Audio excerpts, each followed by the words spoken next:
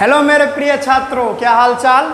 तो आइए आज हम नया वीडियो लेके आ गए हैं जहां हम लोग डबल डिस्प्लेसमेंट रिएक्शन का बात करेंगे। ये जो सीरीज चल रहा है केमिकल रिएक्शन एंड इक्वेशन का, तो इसमें अगर आपको एक भी वीडियो ना मिले, मतलब आपको वीडियो खोजने में परेशानी हो, तो यहाँ जो है ना आई बटन पे भी इसका प्लेलिस्ट बना हुआ है केमिकल रिएक्शन एंड इक्वेशन का। वहाँ पर जाके आप पूरा वीडियो जो है पार्ट बाय पार्ट बना है, वहाँ पर जाके आई बटन पर जाके देख सकते हो। दूसरा बात, वहाँ भी नहीं जाना चाहते तो डिस्क्रिप्शन में सारा वीडियो दिया गया, पार्ट 1, पार्ट 2, पार्ट 3, पार्ट 4, जितना पार्ट बना हुआ है वो दिया गया है। ठीक है, अगर ये भी नहीं करना चाहते तो यूट्यूब पर सर्च करें chemical reaction and equation by विजेता सर, यूट्यूब पर सर्च कीजिएगा, मेरा सारा वीडियो चलाएगा वहाँ पर। ठीक है, जितना भी पार्ट में पढ़ाया हो। तो आइए शुरू करते हैं डबल डिस्प्लेसमेंट रिएक्शन के बारे में। बच्चों देखिएगा क्या भाई आज का टॉपिक, इधर मैं सामने लिख देता हूं ऊपर में, डबल डिस्प्लेसमेंट रिएक्शन।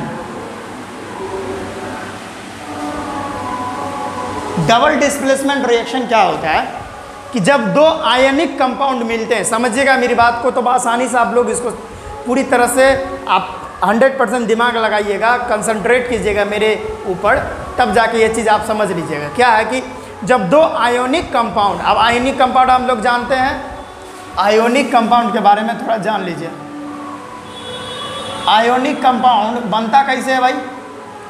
जब एक मेटल हो और नॉन मेटल, जब मेटल और नॉन मेटल मिलता है तब जाके आयोनिक कंपाउंड बनता है। ठीक है, तो समझिएगा, समझे ना, आयोनिक कंपाउंड क्या होता है? जब मेटल और नॉन मेटल मिलता है तो आयोनिक कंपाउंड बनता है बच्चों, समझे। अब और बात क्या समझना है कि मैं आयोनिक कंपाउंड का डिस्कशन इसमें क्यों कर रहा हूँ भाई, तो समझिएगा कि होता क्या है कि डबल डिस्प्लेसमेंट रिएक्शन में जो भी कंपाउंड रिएक्शन करते हैं तो वो दोनों आयोनिक कंपाउंड ही होता है, आयोनिक कंपाउंड होता है। अब आयोनिक कंपाउंड में क्या होता है भाई? आयंस होता है। क्या होता है? आयंस होता है। अब आयंस भी दो प्रकार के होते हैं, केटाइन और एक एनाइन।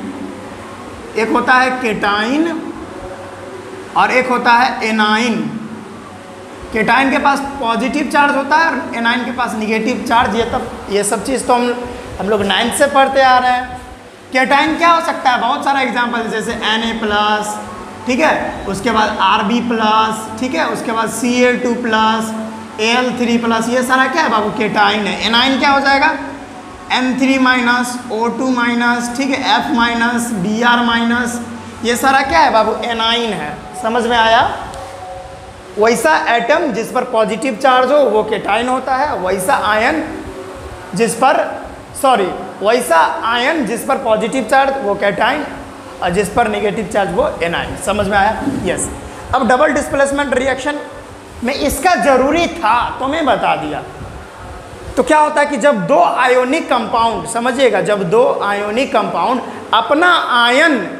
अपना वाला आयन, एक आयन जो है दूसरे वाले को दे दे और वो जो आयन है उसके पास वो दूसरे वाले को दे दे, समझिएगा, इसमें दो आयोनिक कंपाउंड रहेगा। क्या रहेगा? दो, ये भी आयोनिक कंपाउंड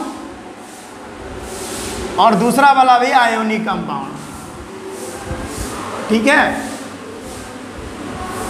ये दोनों आयोनिक कंपाउंड है, यानी डबल डिस्प्लेसमेंट रिएक्शन में दो आयोनिक कंपाउंड होता ही होता है, तब जाके एक दूसरा वाला आयन, यानी अपना आयन इस पहले वाले को दे देगा और पहला वाला आयन जो होगा वो दूसरे वाले को दे देगा, तब जाके यहाँ पर ये डबल डिस्प्लेसमेंट रिएक्शन होता है। जैसे आयोनिक कंपाउंड क्या क्या हो सकता है? जैसे बहुत सारा हो सकता है। जैसे हम बात कर ले A और B, ठीक है, और प्लस में हम बात कर ले C और D, ठीक।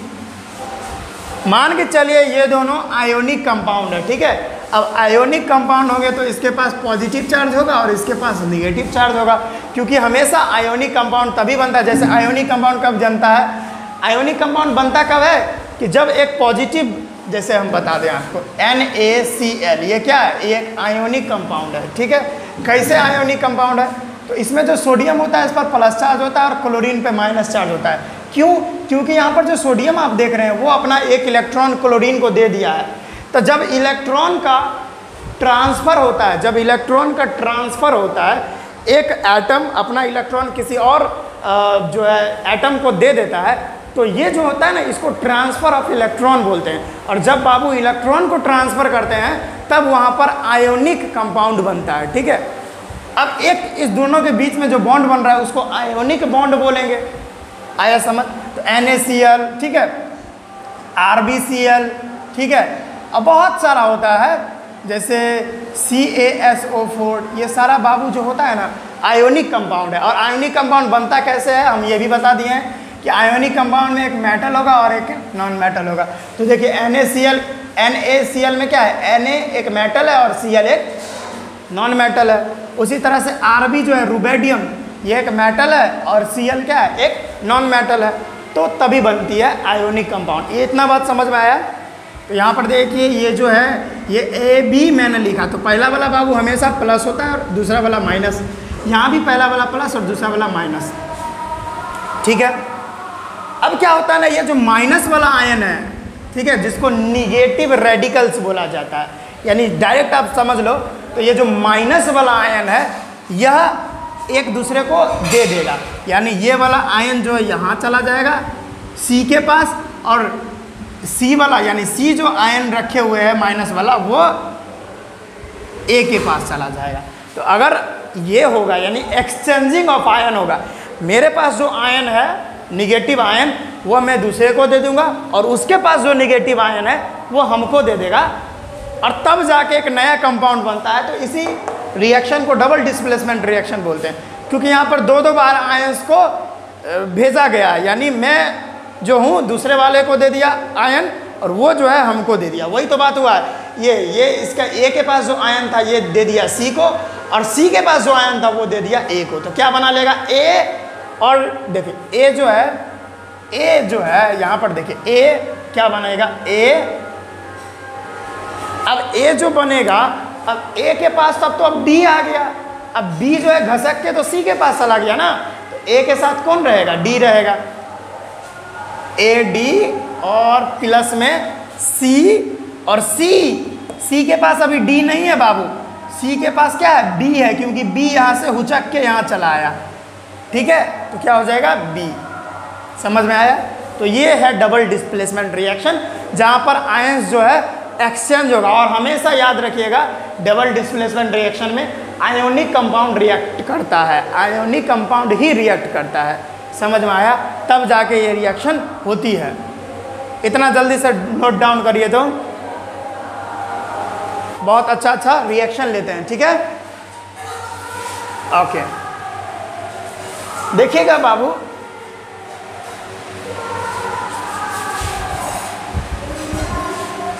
देखिए क्या है, BaCl2 एक रिएक्शन ले लिया, मतलब एक मैंने एक कंपाउंड ले लिया, और ये कंपाउंड आयोनिक कंपाउंड है। देख रहे हैं Ba से बेरियम और Cl से क्लोरीन। अब इसका रिएक्शन, ठीक है, H2SO4 के साथ हो जाएगा। और एक बात याद रखिए, ये दोनों जो कंपाउंड होगा ना, ये हमेशा एक्वस में होगा, हमेशा एक्वस में होगा। ठीक है, वाटर वाला मिक्सचर होगा इसमें, यानी ये सारा कंपाउंड वाटर में मिक्स होगा, एक्वस सॉल्यूशन होगा। अब क्या है ना, यहाँ पर जाहिर सी बात है, देखिए यहाँ पे क्लोरीन है और यहाँ पर सल्फेट है, ये अपना अपना आयंस को एक्सचेंज कर लेगा। ये सल्फेट जो है हुर्रा के इधर चला जाएगा। ठीक है, यानी सल्फेट यानी बेरियम के पास चला गया, और ये क्लोरीन बाबू जो है ये बाबू चला गया यहाँ हाइड्रोजन के पास। आया समझ में? ये जितना है ना ये सारा निगेटिव रेडिकल्स है, तो क्या बना देगा, BaSO4 बेरियम सल्फेट। और बाबू ये BaSO4 ना एक प्रेसिपिटेट बनाता है, और वो वाइट कलर का प्रेसिपिटेट बनाता है, वाइट PPT बनाता है, कोई प्रॉब्लम नहीं। अब क्या बन जाएगा, अब BaSO4, क्योंकि SO4 तो यहाँ आ गया, तो BaSO4। अब Cl जो है ये इधर चला गया बाबू, चला गया ना, अब Cl2 इधर चला गया, तो क्या बन जाएगा, HCl बन जाएगा। अब ये इक्वेशन अगर बैलेंस नहीं है तो आप बैलेंस कर लीजिए। BaSO4 ये सॉलिड स्टेट में बना, और ये HCl एक्वस स्टेट में बना। ये रिएक्शन अगर बैलेंस नहीं है तो कर लो बैलेंस, मैंने बताया बैलेंस करने का बहुत अच्छा तरीका है। इधर बैरियम 1, इधर बैरियम 1, चलिए 2 क्लोरीन है, इधर 1 क्लोरीन है, तो मैं यहाँ पर अगर आराम से 2 लगा दूँ तो उधर हाइड्रोजन 2 क्लोरीन, क्लोरीन भी 2, हाइड्रोजन 2, ठीक है, अब तो बैलेंस हो गया, प्रॉब्लम नहीं। इस तरह से दूसरा है AgNO3 प्लस में NaCl, ये दोनों आयोनिक कंपाउंड है। क्या है? आयोनिक कंपाउंड है। ये दोनों भी आपस में रिएक्शन करेंगे तो ये दोनों भी एक्वस में होंगे। क्या? एक्वस में होंगे। अब क्या यहाँ भी आयंस एक्सचेंज कर लेंगे, ठीक है। ये देखिए इस पर निगेटिव चार्ज और इस पर पॉजिटिव चार्ज, इस पर पॉजिटिव चार्ज, इस पर निगेटिव चार्ज। ये याद रखिए जो पहला होता है ना वो हमेशा पॉजिटिव चार्ज। अब ये निगेटिव वाला है, यहाँ वाला ये जो है ये यहाँ चला जाएगा और ये Cl जो है यहाँ आ जाएगा, ठीक है। तो डायरेक्ट आप समझ लो कि ये जो रिएक्शंस हो रही है ना बाबू, ये अपना आयंस को एक्सचेंज करके नया कंपाउंड बना रही है। इसी रिएक्शन को क्या बोलते हैं? Double displacement reaction. अब Ag जो है Ag अब Cl के साथ मिल जाएगा क्योंकि Ag के साथ अब Cl इधर आ गया। अब NO3 यहाँ पे चला आया Na के पास, तो क्या बना लेगा? AgCl। ये चल नहीं रहा है, 1 मिनट, दूसरा मार्कर ले लेता हूँ। क्या बना लेगा? मैं सही से बना लेता हूँ, AgCl और प्लस में Na और NO3, क्योंकि ये NO3 यहाँ उठ के चला आया और ये यहाँ चला गया, तो NaNO3 सोडियम नाइट्रेट। और AgCl जो है ना ये एक प्रेसिपिटेट होता है, ये भी वाइट कलर का प्रेसिपिटेट होता है, ठीक है। अब प्रेसिपिटेट क्या होता है ये भी थोड़ा हम डिस्कशन कर देते हैं, पहले इतना छाप लीजिए। तो यही है बाबू डिस्प्लेसमेंट रिएक्शन। आई थिंक समझ में आया। कोई प्रॉब्लम हुआ इसमें? नहीं हुआ, बहुत इजी था। अब प्रेसिपिटेट में बता देता हूँ, इसको मिटा देता हूँ।